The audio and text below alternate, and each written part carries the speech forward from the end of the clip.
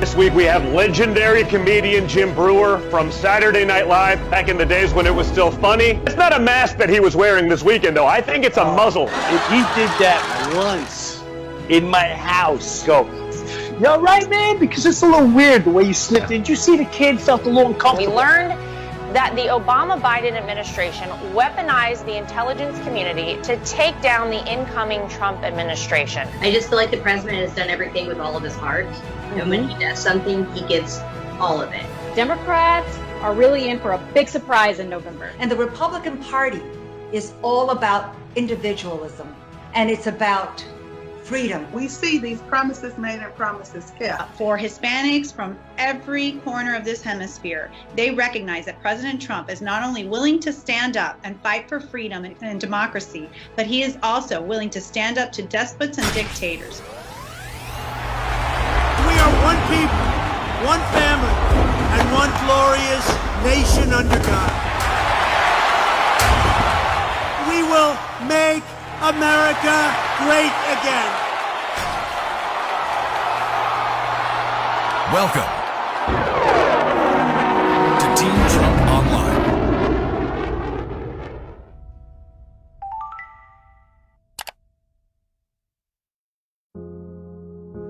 I understand the pain that people are feeling. The death of George Floyd on the streets of Minneapolis was a grave tragedy. It should never have happened. It has filled Americans all over the country with horror, anger, and grief. We support the right of peaceful protesters, and we hear their pleas.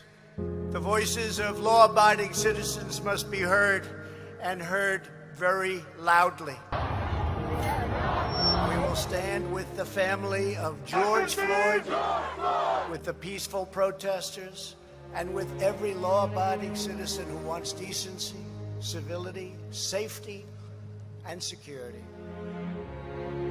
But what we are now seeing on the streets of our cities has nothing to do with justice or with peace.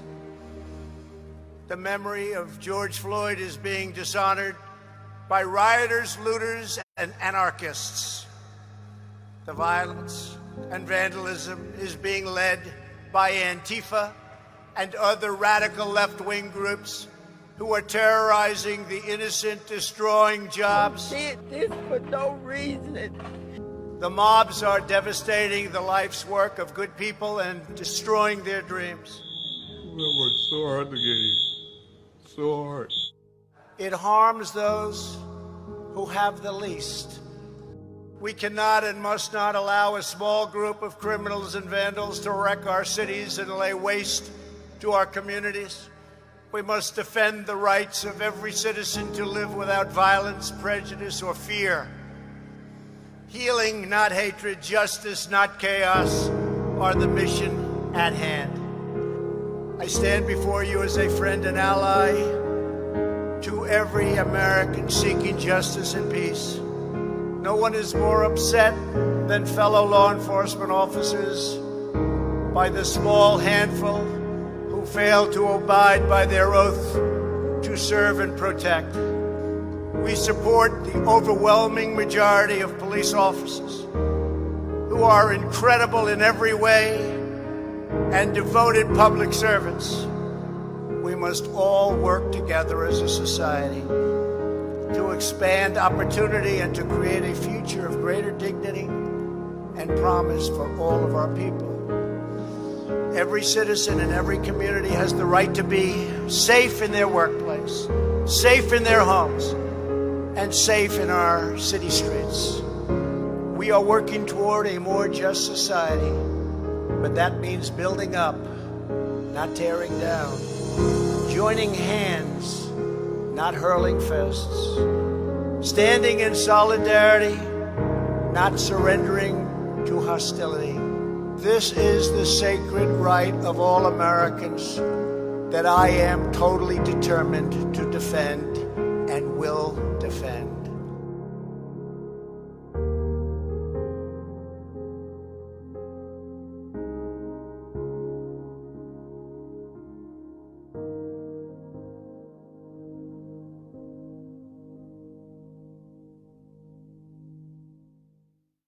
Good evening, everyone, and welcome to Black Voices for Trump Real Talk on Team Trump Online.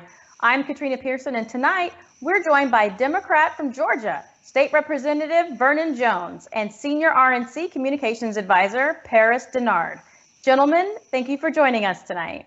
The recent job numbers have far exceeded expectations for the month of May, and the United States gained over 2.5 million jobs, and that's the largest gain for a single month in our history.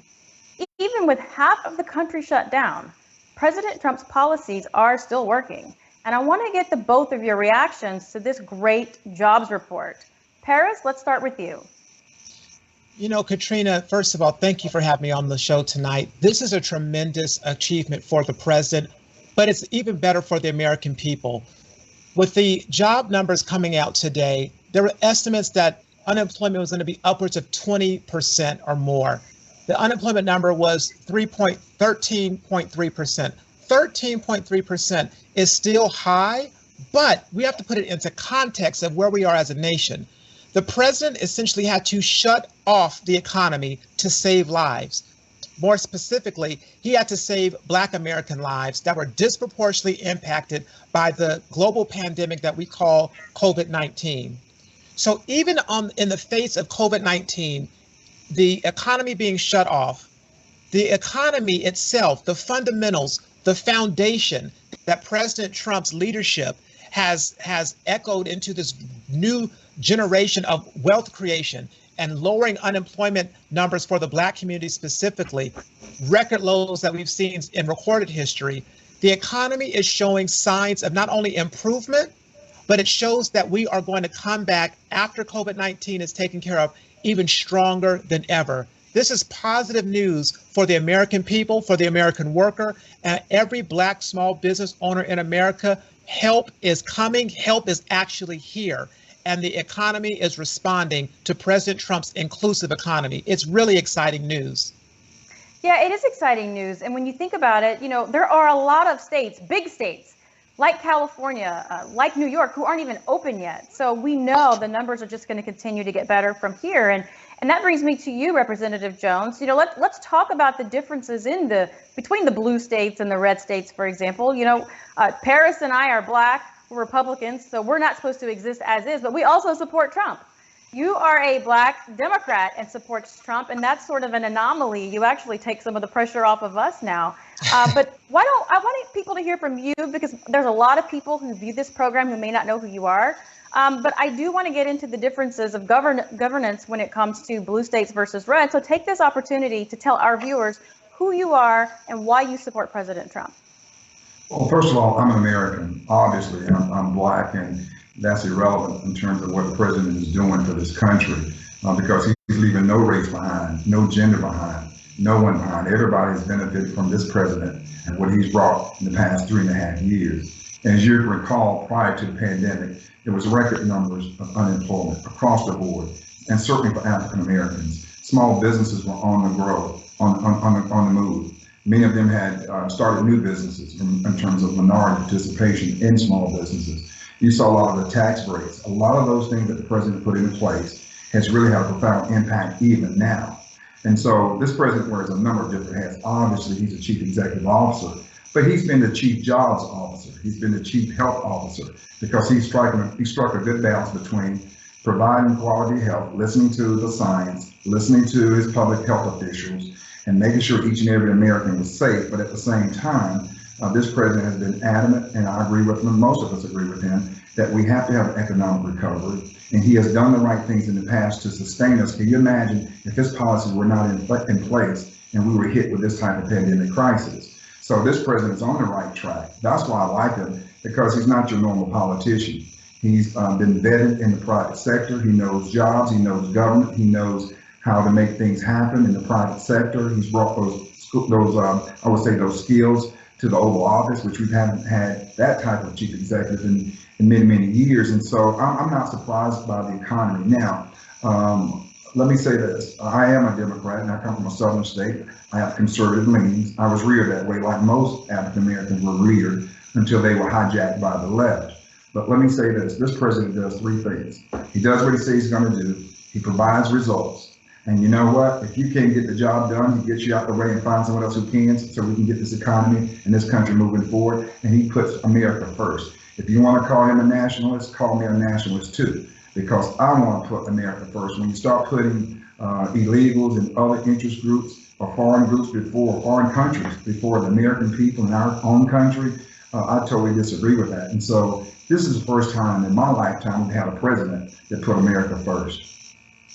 Yeah, I mean, you say that so well. And, you know, I just want to commend you for your courage and leadership, because it was not easy to put everything out there to support, you know, what is right for you and really what is right for the Black community. So, you know, we commend you for that. And, you know, Paris, we know that there are a lot of issues, and it's not just jobs that we're talking about right now with regards to blue states and red states, whether it's taxes or regulations, homelessness. You know, there's a reason why so many people flee from states like California and go to Texas, or flee from New York and go to Florida. There's a reason for that. But every problem that we're talking about right now heavily impacts Black America more than most. So Paris, what do you say the differences are and how that impacts the different communities? You know, Katrina, it's really important for us not to miss the historic nature of what Representative Jones just said. He said, I'm a Black Democrat. I'm an American first. And he said, when he first came out and talked about why he supported President Trump, he said, I'm going to remain a Democrat and I'm going to remain committed to my community. It reminded me of what my grandfather, who happens to, my grandfather, Walter John Richard Dennard was his name. He was my hero. He comes from Cordele, Georgia. That's where my family's roots are, which are several hundred miles, you know, south of Atlanta. And I was talking to Representative Jones about our connection to Georgia, him being a representative from there, my family having roots there, conservative family values type roots that you find in a lot of Southern Black communities and Black families. But the important thing that my grandfather told me, he said, Paris, stay in your party. He frankly said, I don't like your then president and I don't like your party, but I love you, Paris, and I love you in your party. Stay in the party, because he knew that the Black community needed to have representation and our voices heard on both sides of the aisle.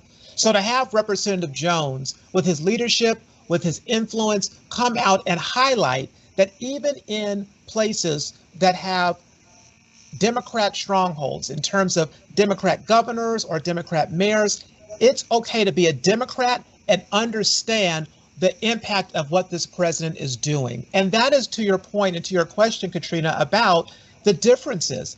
The differences come from leadership. The differences come in philosophy and how to govern. It's about empowering people. It's about providing opportunity. And when you look at the Democrat mayors, unfortunately, that are presiding over a lot of the rioting and the looting that's going on in these Black communities across the country right now, in response to the tragic, horrific, and unjustifiable death of George Floyd, they are not doing the community any service by allowing or not following a strong hand to restore law and order to protect the small businesses that were built by Black communities. It's about Black wealth. It's about Black lives. It's about justice. It's about economic freedom. And these Democrats, unfortunately, have let the community down for not only months, not only years, but in the case of Joe Biden, it's been 44 years. But in many of these communities that we talk about, it's been generations. The time has come for change, and the time has come for action. And I believe, like Representative Jones believes, that the person who can deliver that action for the community, for the nation, is Donald Trump. Well, you know, and I want to get to more about the local leadership and the riots a little bit later, but circling back to you, Representative Jones, let's talk about Georgia, because, you know, far too often we group people by their party, Republicans versus Democrats, but there are some Democrats like yourself out there who have been fighting for the community, who have implemented and spearheaded policies. So what is it about Georgia that's attracting so many people, and what is that message that you're taking on the road? Well, one of the things you can say about Georgia, we're unique here. We recognize that people are different shapes, colors, orientation, but leadership is more important than anything else. We've had past good leadership where Georgia has been a job creator. We've been open to businesses moving here. We've been open to small businesses getting started and providing them the tax incentives and other types of incentives. So not only they can start the business, but grow the business. So Georgia's been attractive. As a matter of fact, we've invested in our infrastructure, water and sewer, roads, etc., and providing a climate where the regulations are less here, where people want to come here. The fees are less. Many of the taxes are lower here than many other places. You have them come from California and other places where they've been literally taxed out. They can't afford it anymore. So you can come to Georgia for a quality of life. I will say this, when having run a government and been the chief executive officer of a large urban county, I can tell you that local leadership is extremely important though. And I happen to be a Democrat. I don't leave the party left me. But those fiscal conservative policies, recognizing how important it is to have less regulation so businesses can thrive, so governments and the people at large can benefit from that. That's having a plan. And Georgia, as you know, led the nation the past several years. It's been the #1 place to do business. And we're keeping that going with our current governor, Governor Brian Kemp. That's why Georgia was one of the first ones, although criticized earlier, the others are following, where our governor took the lead and said, you know what, we're going to take the necessary precautions. We've educated our people on what they need to remain safe. But at the same time, he recognized that we have to have an economic recovery here because the government coffers are falling well short. And what's going to happen when you don't have money? You go back to the people and raise taxes. Well, they haven't been working in the past few months. So you know, why are you going to do that? So he is really striking and has struck a good balance, like the president had, in terms of providing that, getting back, taking care of our public health situation, making sure people are safe, their lives are being saved, but at the same time, opening the doors for businesses so people can go back to work, so we can get back to somewhat of a normal life. But I can tell you this, when you see some of the events that have occurred, and I know you're going to get into this later, but in terms of protesting, the local governments are the ones who are responsible initially for keeping law and order. But you can't on one hand say, you can't make a political decision based on public health and public safety. If you tell a restaurant you have 11 or more people in there, we're going to crack down on you. But you have the masses of people that are marching. And you say, okay, y'all go ahead and march peacefully. I mean, they don't march peacefully, but where are they being removed? They're violating code. So it's, you know, it's more of a political decision based on the issues of public health and at the same time, economic recovery. And so and public safety. So I just say, you know, we have good leadership, certainly from our governor, but the local governments are the ones that should be asking the state government for support.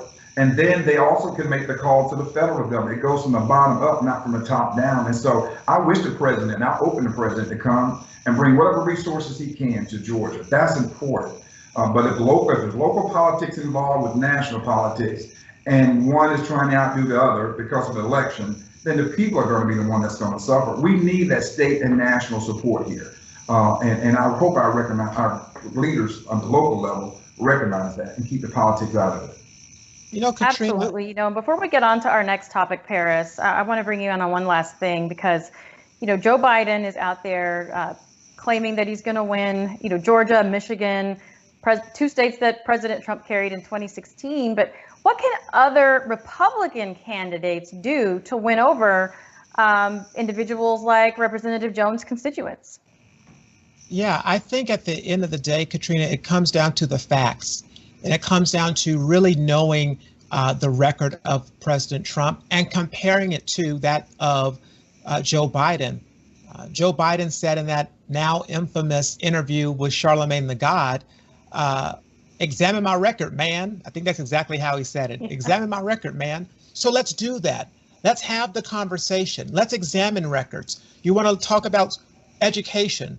Let's look at historically Black colleges and universities. Unprecedented support by this president, permanently funding for 10 years, Title III Part F, billions of dollars for HBCUs, first time that's ever been done in history. President Obama had a chance to do it for 8 years and failed to do it. Matter of fact, President Obama, while vice president was there, if he was caring about the Black community, he was wanting to fight for the Black community, why didn't he stop the administration that he was a part of from cutting funding from the first budget of President Obama? He sat there silently When you look at the issue of school choice, which is something that I know very important to states like Georgia and the Governor Kemp and many other states, but it's also very important to the Black community because we feel that you should not have to be put in a bad school just because of your zip code. It's about opportunity and it's about freedom, educational freedom, and giving parents the choice to place their child in a better school. President Trump has supported that.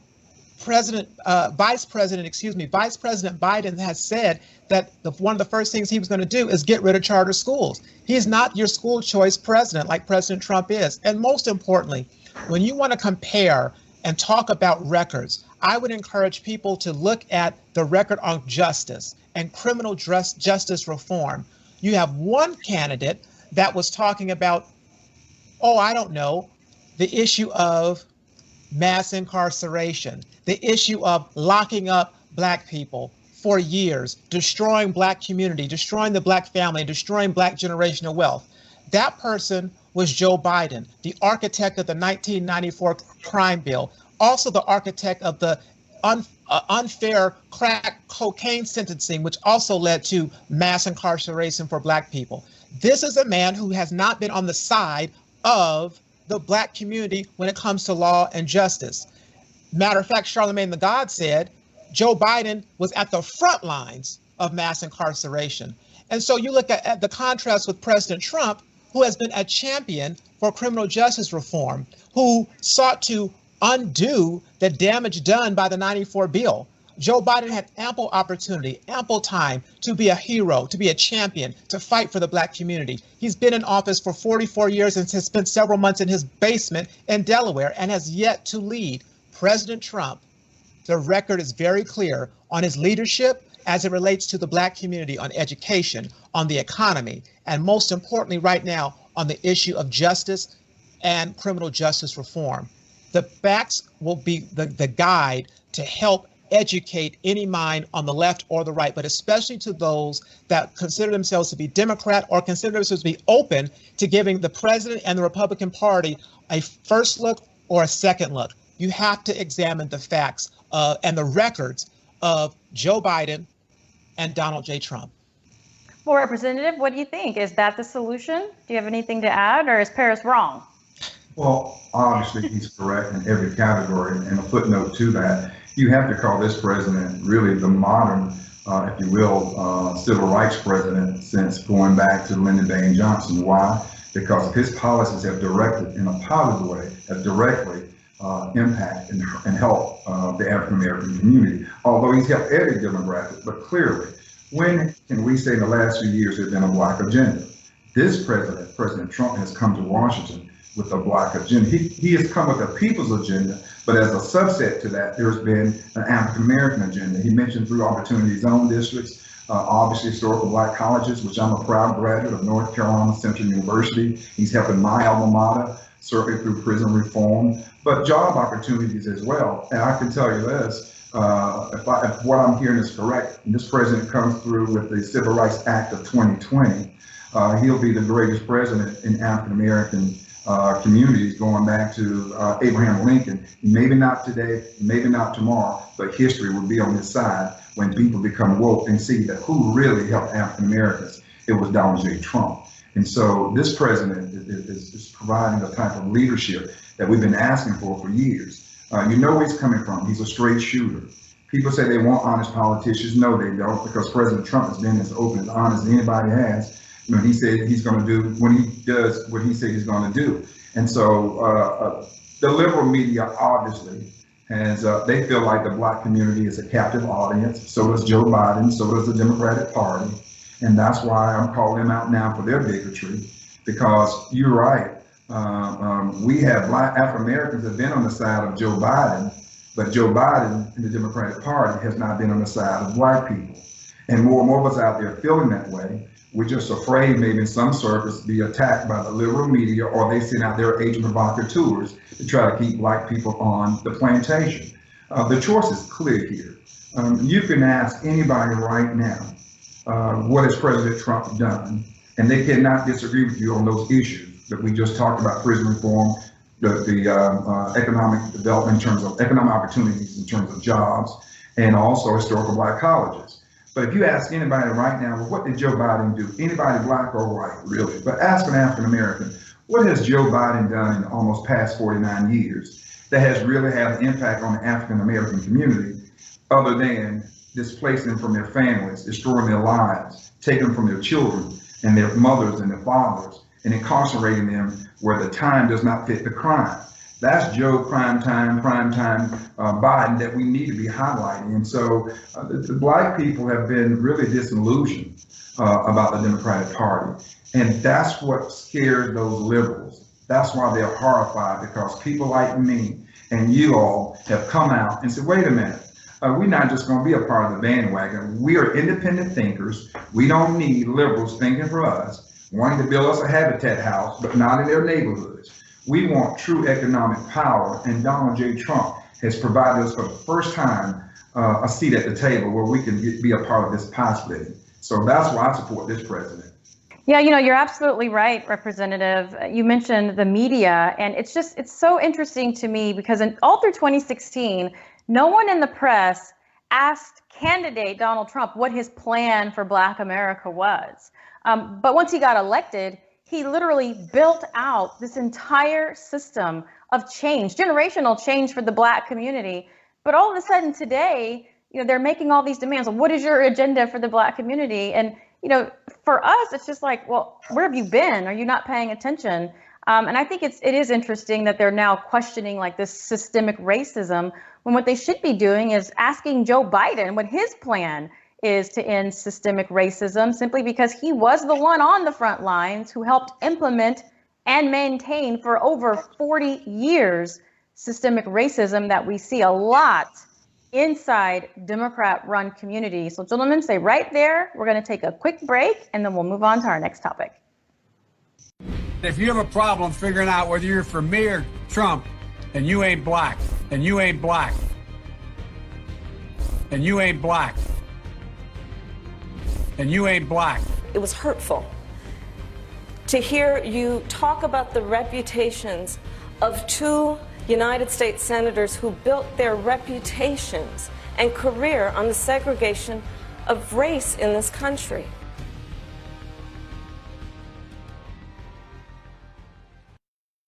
Mass incarceration has put hundreds of thousands behind bars for minor offenses. Joe Biden wrote those laws. Every major crime bill that's come out of this Congress has had the name Joe Biden on that bill. We do everything but hang people for jaywalking in this bill. Joe Biden's policies destroyed millions of black lives. Joe Biden may not remember, but we do. Thanks to President Trump, criminal justice reform gave nonviolent offenders a second chance at life and the American dream.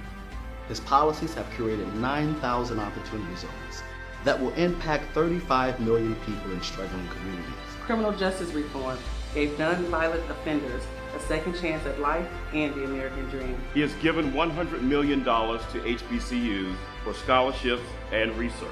He fights against illegal immigration, a plague that has salvaged the black community. And he has done all of this for us in less than one term. Imagine what he can achieve with 4 more years.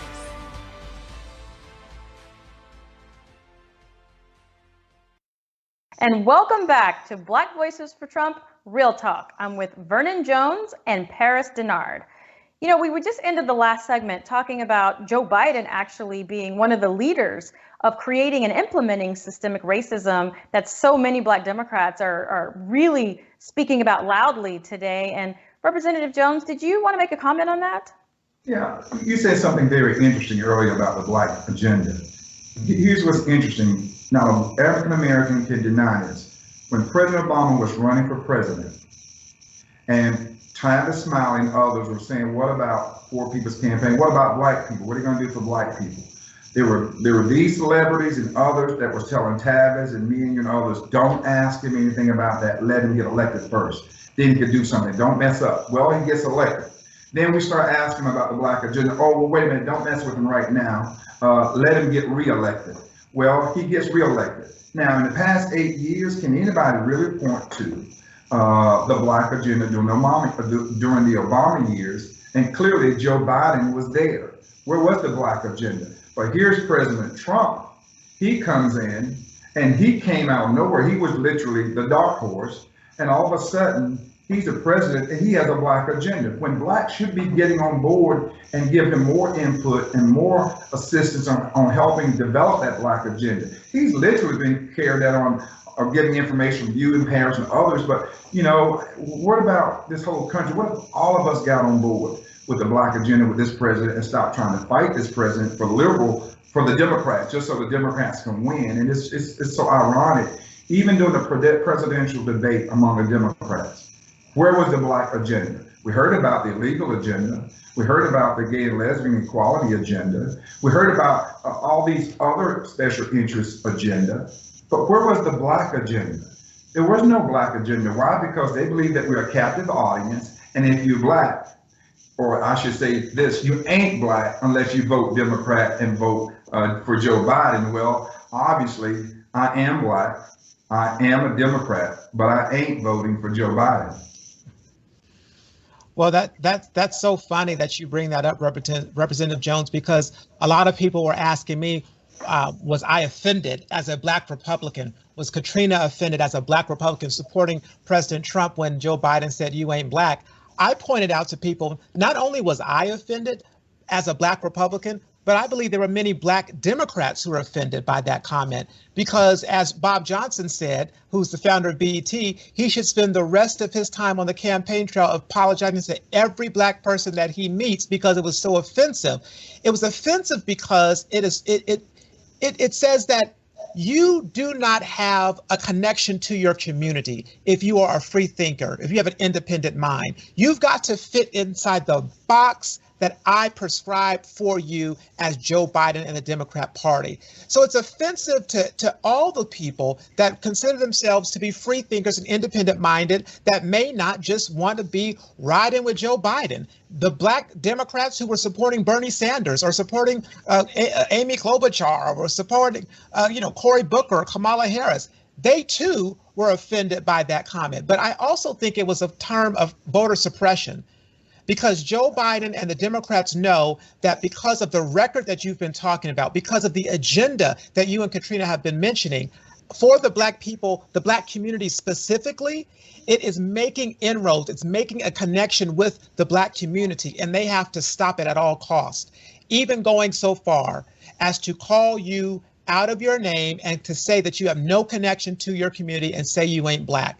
They are running scared because this president has a black agenda. He's had one from day one, and he has one moving forward. And even in the middle of COVID-19, he has an agenda to address the black community to help mitigate the disproportionate impact that this has been having on our community. And reminded me, the story that you told, Representative, reminded me of time when I was speaking at the NAACP's youth conference, and I was talking about the lack of black agenda for the Obama-Biden administration.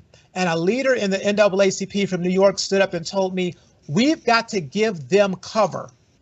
We've got to get them reelected and give him cover. Right now, in 2020, I'm saying no more giving Democrats cover.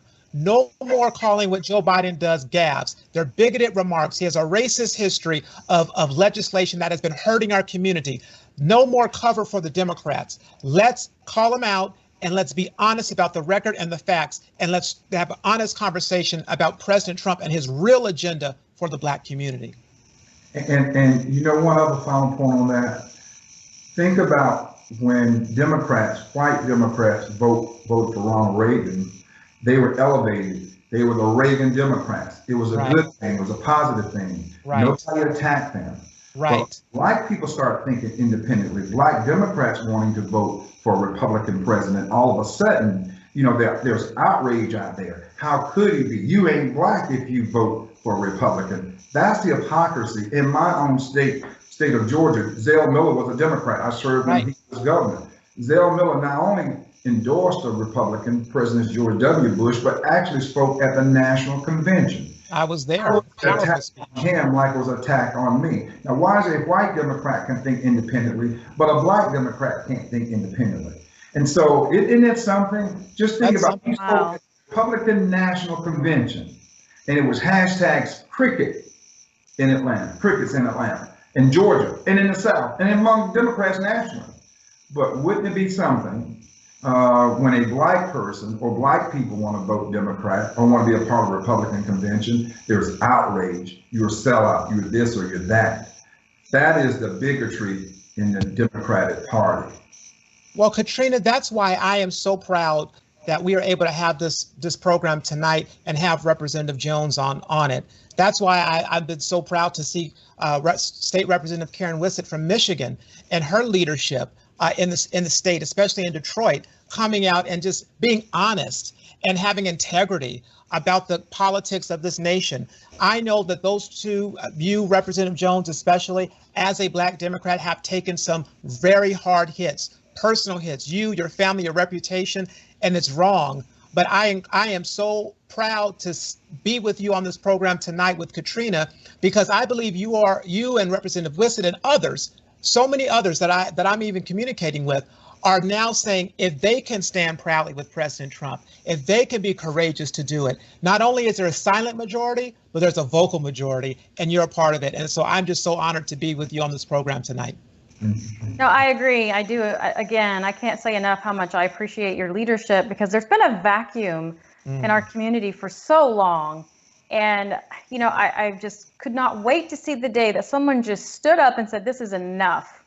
Because it didn't make sense. And, you know, for decades, it's just been the same thing over and over again. Many of the problems that the community is facing right now today can be undone in 1 or 2 election cycles. And it's unfortunate that, you know, we're having to go through, you know, all of this chaos just to get there. But I do think, Paris, you're right.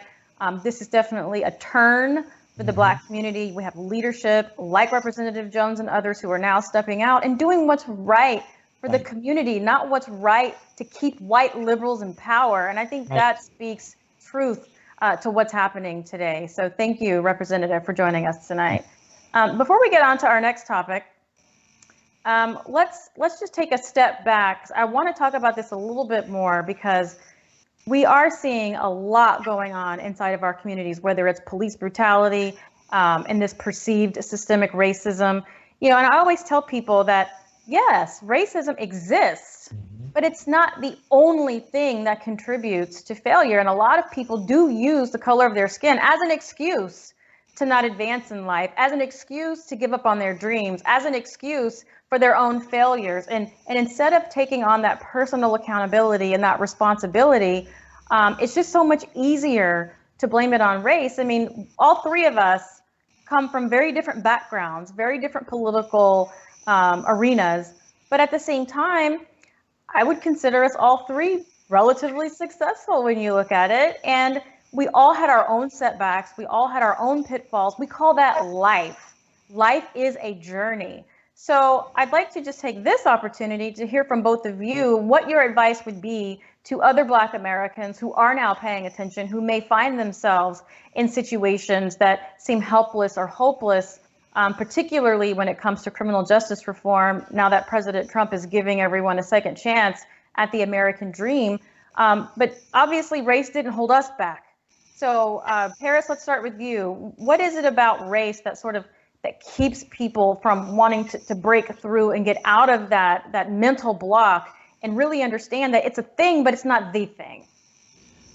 Well, you know, Katrina, we are at a point in our society where people just throw around the word, he's a racist, she's a racist, and it's going to lose its sting. It's going to lose its power, because there are racists in the world. There is discrimination. We can't deny that.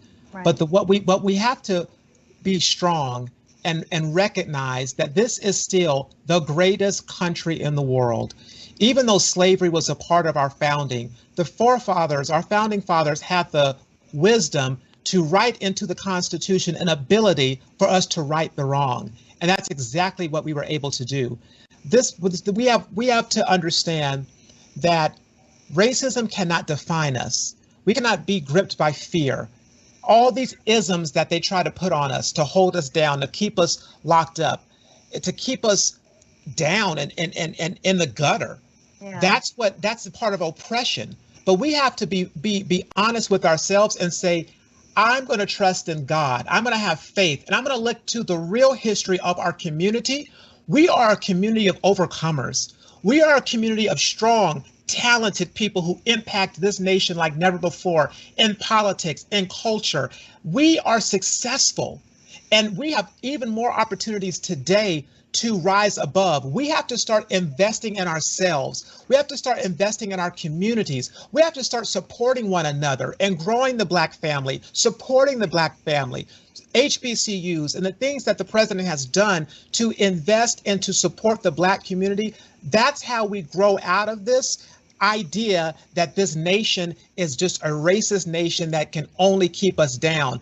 I contend that when you look at the leadership and the success of Representative Jones, of a Black person on the Supreme Court, of somebody becoming a 2-term president of the United States, don't let the left make you feel that racism is going to keep you from achieving. This is a great nation, and we have new millionaires and billionaires happening every single day because we are able to work and come together and achieve. That is the nature. That's our heritage. That's our blood. We are strong. Do not be defined by fear and the left's mentality that you have to be oppressed. We don't.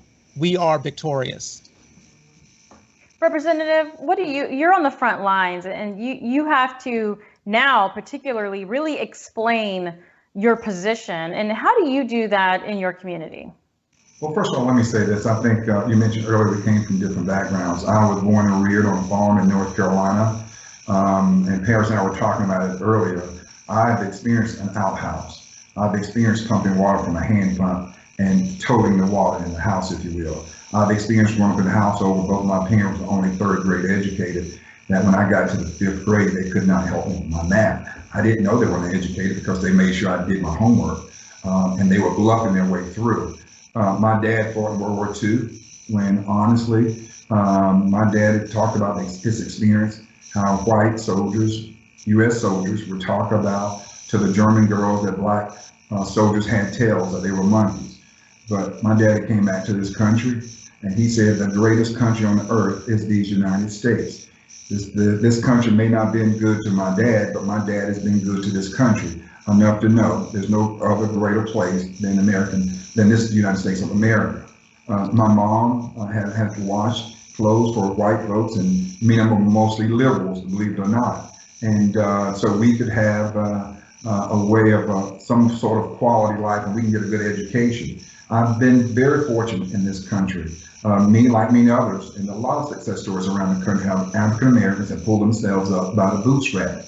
I remember my mom and my dad saying on many occasions, the only thing they want from the government was for it to get out of his way. They just want to provide for their family, maintain the Second Amendment and the First Amendment, if you will, not necessarily in that order. And so when I look now, the greatest stain on this country has been slavery. We have to admit that. We have to be open to that and acknowledge that. When they were bringing slaves from Africa, they thought they were headed on a journey, but really it was an adventure. And that journey didn't stop. I should say it was really, they thought they were coming on a destination, but it was really a journey. And that destination, they thought it was over then, but no, it continued. And so what I'm saying is that we have to sit down, and we're going to have open and honest discussions about this sin and how we get beyond that. Some call it truth and reconciliation. Let's own up to it. Let's accept it. Let's talk about it. The Jewish community talks about the Holocaust and what horrible experiences they experienced, and they won't let you forget about it either. That's important. And so we have to talk about it. We have to sit down and have that dialogue, not be afraid. Now, I don't need a group of Black people talking to a group of Black people because we're singing to the choir. We need to have Black and white and others to sit down at the table, and let's get past it. Let's talk it out. I can tell you this, being in the Democratic Party and voting for Democrats in a block the past 60 years has not helped the Black community. Why? Because they're still singing, "We shall overcome." So it takes more than that. It really takes us reaching out and have that open and frank discussion about racism in this country. Yeah, you know, Paris, we hear that all the time. And I mean, talking about it, we've been talking about it for years. And everyone says, oh, we should sit down and have discussions. I don't know anybody that, you know, disagrees with the representative about how bad slavery was. And, you know, and then Representative, you mentioned Jewish people, they talk about the Holocaust. I think the difference is the Jewish people didn't define themselves by the Holocaust. They grieved, they talked, and they moved on with their lives, whereas Black people define themselves by the 200 years of history. And so it's sort of like trapped, you know, through trauma in this sort of this conditioning. And so I think that's really the difference. I'm not quite sure what more talking about it's going to do. It's more about healing, which can only be done inside the community. But with that, gentlemen, let's move on to our next topic, because there's a lot going on in the last couple of weeks. And I want to talk about the tragic death of George Floyd, specifically what's going on surrounding it, because there are Americans all across the nation who've been protesting and demanding that justice be served, that I haven't heard anyone say otherwise. So unfortunately, we have others out there like Antifa who are serving their own purpose and using these protests to push the anarchist playbook out there. They've used it. They've gone out there. They've started chaos, riots. We've seen all the videos of them handing out bricks and, you know, just really wanting to cause a lot of devastation and destruction in these communities. And innocent people are being killed. Small businesses are being burned, and countless livelihoods have been hurt. And there's truly been a lack of leadership at the state and local level, which is what you mentioned, you know, in the onset of the program, Paris. And President Trump has already deployed the military in Washington and offered similar assistance to these state and local officials. And now we have a new poll from the Morning Consult that shows that an overwhelming support of 58% of voters support using the military to help these local officials control the riots. And that includes a big chunk of liberal-leaning voters. So why are some of these state and local leaders refusing that help, Paris? You know, Katrina, we are in the 99 years ago this week was the anniversary of the Black Wall Street Tulsa riots, where they called it Black Wall Street because there were millions of dollars 99 years ago in this community in Tulsa. And a mob came and burned it down and destroyed Black generational wealth and the businesses that were there. And so it's just an eerie parallel to see us in a same situation, this time in multiple cities across the country. But we have Democrat mayors and governors who are refusing to stand with the sides of the peaceful protesters. We have these Democrat mayors and Democrat governors who are acting as if Black Lives Matter, but not when it comes to preventing the loss of life, not when it comes to preventing looting and rioting in Black businesses. I believe, to answer you specifically, Katrina, they are playing politics with the lives of Black Americans and Black businesses. And it takes leadership. I don't care if you don't like the fact that Donald Trump is the president. I don't care if you do not want to admit that he's right in terms of establishing law and order to keep the peace and to protect Black small businesses in America. You have an obligation to those who put you in office to protect them, to serve them, and to do what's right by them.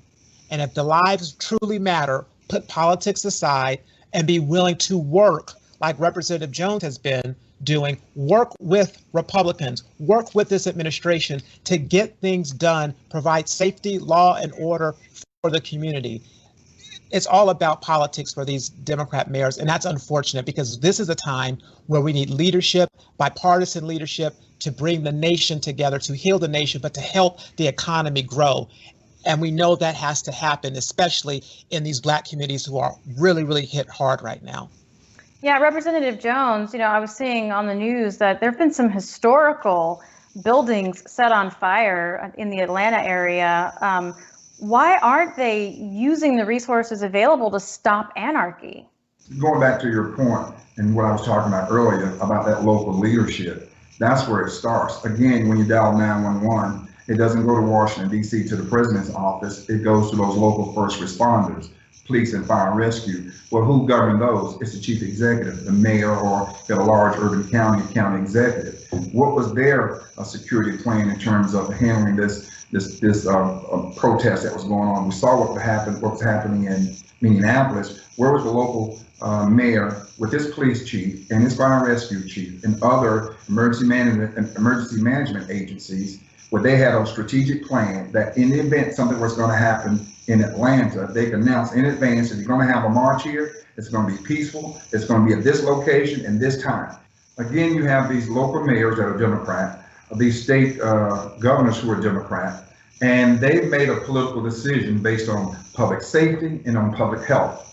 And when you look at that dichotomy, that is what is creating a lot of the issues, the confrontation. And don't forget what's hanging out there, the elections. So, you know, one party, and then primarily the Democratic Party, they want the president to fail. They want to blame these local riotings on the president when all he's trying to do is step in because they're not doing their job. But it's almost as if the liberal media and others, they want these protests to take place. You would think that those local mayors, with the surrounding support of local law enforcement agencies, would have had a plan in place, a comprehensive plan, that in the event that things start to happen, they could execute those plans. You don't hold a press conference during the middle of a riot and say, hey, this is what we need to be doing, y'all need to go home. Well, first of all, most of the people who should be going home are not watching TV. And so that's why the announcement should have been made in advance of the march. Here's what the parameters are going to be. We're going to protect the peaceful protesters, but those who get out of line, you're going to be handled swiftly with the criminal justice system. And you have on call and on hold right there for you, the National Guard and the President's office. It's from the bottom to the top, that relationship. But unfortunately, because this election is hanging out there, you have Democrats who are literally trying at the local and the state level to do what? To defy the president, hurt his chances of getting reelected. But that dog won't hunt, because everything they've thrown at him, he's been able to overcome it. He's going to overcome this too, and our country's going to get back together. And come November, we're going to elect Donald J. Trump again. You can be assured of that, because he's a strong leader. And with that, we're going to take our last break. Stay right there, and we'll be right back.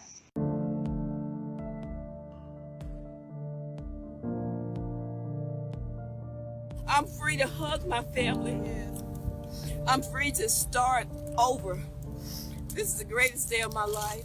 My heart is just bursting with gratitude. I want to thank President Donald John Trump. Woo! Thank you, thank you. Thank you. I'm Donald Trump, and I approve this message. People are really looking for something. I think you have to go out and really work hard. You've sort of become like a folk hero. There are no better builders than we have in New York, and a big percentage of that is black and minority folks, and I'm very proud of it. I say to the African American people that have to suffer, I'm going to fix it. I'm going to fix it. The black unemployment rate, the lowest in history. 1.3 million jobs, more than 1.3 million jobs added for African Americans. You talk about the First Step Act, thousands of people released from jail, 90% of them being African American. And I want to thank our incredible president. Funding for historically black colleges and universities. Opportunity zones, almost 9,000 of those in marginalized areas. This president has done more for African Americans in a matter of 2 to 3 years than any president in my lifetime. I'm Donald Trump, and I approve this message. If you have a problem figuring out whether you're for me or Trump and you ain't black, if you have a problem figuring out whether you're for me or Trump and you ain't black, and you ain't black, and you ain't black.